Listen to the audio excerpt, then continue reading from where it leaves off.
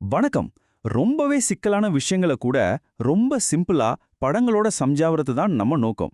சரி, இன்னைக்கு நம்ம என்ன பார்க்க போறோம்னா, இடிஞ்சு விழப்போற நிலைமையில இருக்கிற ஒரு பில்டிங்கை எப்படி காப்பாத்துறாங்கன்னு தெரிஞ்சுக்கலாமா?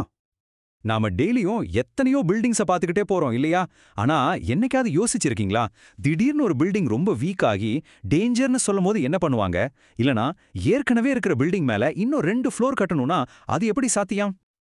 இன்னைக்கு நம்ம பார்க்க போறது ரெண்டு முக்கியமான இன்ஜினியரிங் டெக்னிக்ஸ் பத்தி தான். ஒன்னு ஷோரிங். இத ஒரு பில்டிங்குக்கு நம்ம கொடுக்கிற டெம்பரவரி ஃபர்ஸ்ட் எய்ட் மாதிரி நினைச்சுக்கோங்க. இன்னொன்னு அண்டர்பின்னிங். இது ஒரு பெரிய சர்ஜரி மாதிரி, பெர்மனன்ட் சொல்யூஷன். சரி வாங்க, முதல்ல அந்த டெம்பரரி சொல்யூஷன் அதாவது ஷோரிங்னா என்னன்னு பாத்திரலாம். அப்போ ஷோரிங்கோட முக்கியமான வேலையே என்னன்னா, ஒரு பில்டிங்ல ரிப்பேர் வேலை நடக்கும்போதோ இல்ல அதுக்கு பக்கத்துல வேற ஏதாவது கன்ஸ்ட்ரக்ஷன் நடக்கும்போதோ அந்த பில்டிங் இடிஞ்சு விழுந்துடாம இருக்க டெம்பரரியா ஒரு சப்போர்ட் கொடுக்கறது தான். சரி, இந்த ஷோரிங்ல எப்படி சப்போர்ட் கொடுக்கறாங்க? அதுல பாத்தீங்கன்னா 3 முக்கியமான வகை இருக்கு. ஒவ்வொரு வகைக்கும் ஒரு ஸ்பெஷல் வேலை இருக்கு. ஒரு குறிப்பிட்ட பிரச்சனையை சரி பண்ணத்தான் அதை டிசைன் பண்ணிருக்காங்க. முதல்ல இருக்கிறது ரேக்கிங் ஷோர். இத சாய்வு முட்டுன்னு கூட சொல்லலாம். சிம்பிளா சொல்லணும்னா, வெளிய இருந்து சாஞ்ச மாதிரி மரக்கட்டைகளை வச்சு ஒரு சுவருக்கு முட்டு கொடுக்கறது தான் இது. இங்க பாருங்களேன், அதோட ஆங்கிள், அந்த முட்டுக்களுக்கு நடுவுல இருக்கிற கேப் எல்லாமே எவ்வளவு கரெக்டா கணக்கு பண்ணி வச்சிருக்காங்க பாருங்க. இதோட முழு நோக்கமே அந்த சுவரோட மொத்த வெயிட்டையும் சேஃபா தரைக்கு கொண்டு வர்றது தான். அடுத்ததா நம்ம பார்க்க போறது ஃப்ளையிங் ஷோர். இதுக்கு பேரு பறக்கும் முட்டு. இது எப்போ யூஸ் ஆகும்னா, 2 பில்டிங் ஒட்டி ஒட்டி இருக்குன்னு வச்சுக்கோங்க.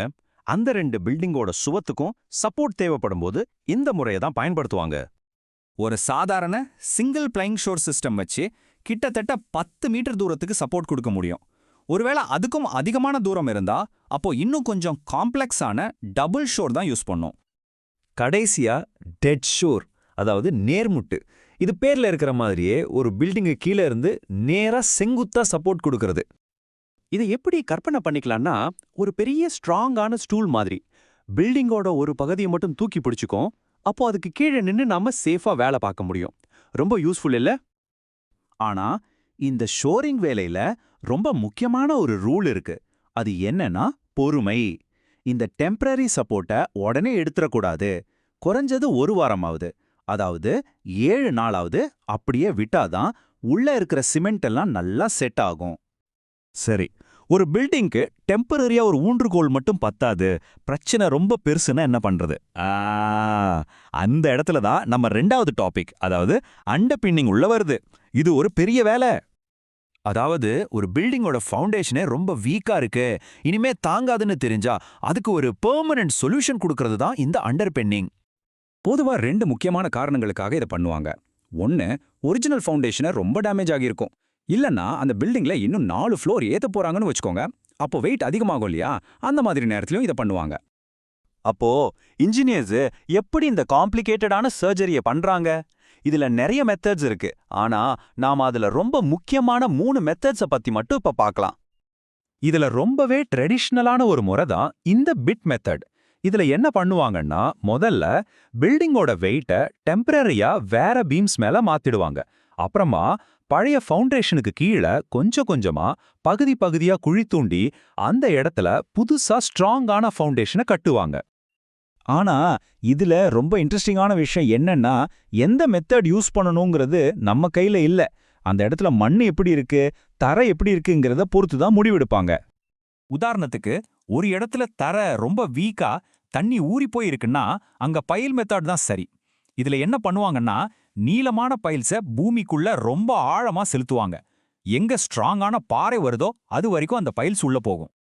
இதுவே தரை நல்லா ஸ்ட்ராங்கா ட்ரையா இருக்கிற இடத்துல பியர் மெத்தட் யூஸ் பண்ணுவாங்க. இதுல ஏற்கனவே இருக்கிற ஃபவுண்டேஷனுக்கு கீழேயே நேரடியா கான்கிரீட் தூண்களை கட்டி இன்னும் எக்ஸ்ட்ரா சப்போர்ட் கொடுப்பாங்க. இந்த எல்லா மெத்தட்லயுமே இருக்கிற பெரிய சேலஞ்ச் என்ன தெரியுமா? மேல இருக்கிற பில்டிங்க்கு சின்ன டேமேஜ் கூட வராம கீழே ஃபவுண்டேஷனை மட்டும் சரி பண்ணணும். பல சமயம் மக்கள் அந்த பில்டிங்ல வாழ்ந்துகிட்டே இருப்பாங்க. அப்போவே இந்த வேலை நடக்கும். யோசிச்சு பாருங்க. அப்போ மொத்தத்துல சுருக்கமா சொல்லணும்னா, ஷோரிங்கிறது ஒரு டெம்பரரி ஃபர்ஸ்ட் எய்ட், ஒரு ஊன்றுகோல் மாதிரி. ஆனா அண்டர்பின்னிங்கிறது ஒரு பெர்மனன்ட் சர்ஜரி, அஸ்திவாரத்தையே மாத்தி புது பலம் கொடுக்கறது. இந்த ஷோரிங், அண்டர் பின்னிங் ரெண்டுமே நம்ம கண்ணுக்கு தெரியாத ஹீரோக்கள் மாதிரி. நம்ம ஊரை பாதுகாப்பா வச்சுக்கிறதுக்கும் நம்ம நகரங்கள் இன்னும் வளர்றதுக்கும் இந்த இன்ஜினியரிங் டெக்னிக்ஸ் ரொம்ப ரொம்ப முக்கியம். இனிமே நீங்க உங்க ஊர்ல இருக்கிற பில்டிங்ஸை பார்க்கும்போது கொஞ்சம் வித்தியாசமா பார்ப்பீங்க இல்லையா? நம்ம கண்ணுக்கு தெரியாம என்னென்ன இன்ஜினியரிங் அதை தாங்கி பிடிச்சிட்டு இருக்குன்னு யோசிப்பீங்க தானே? இந்த விளக்கத்தை பார்த்த உங்க எல்லாருக்கும் நன்றி.